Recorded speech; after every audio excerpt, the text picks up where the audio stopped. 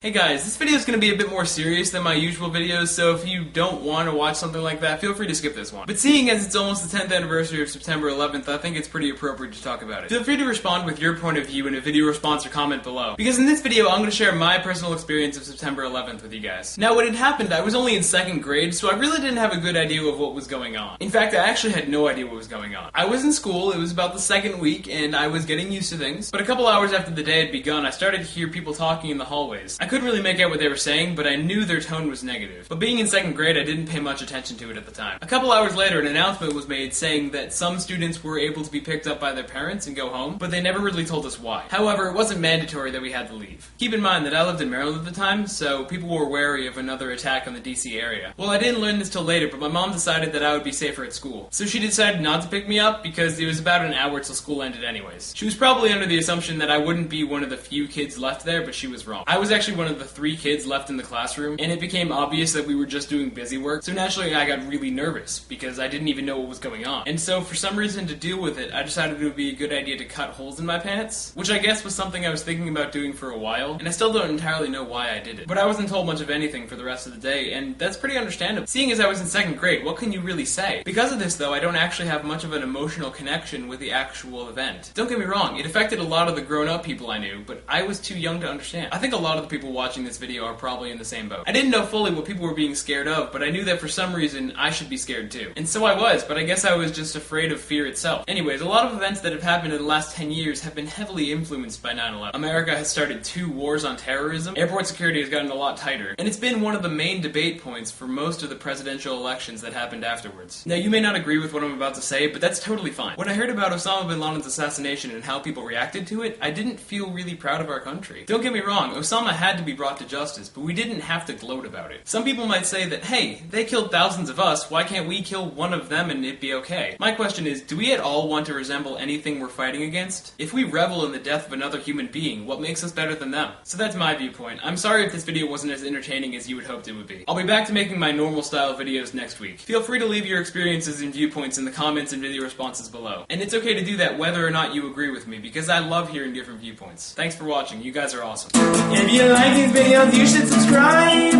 I mean, if you have the time, you should do that.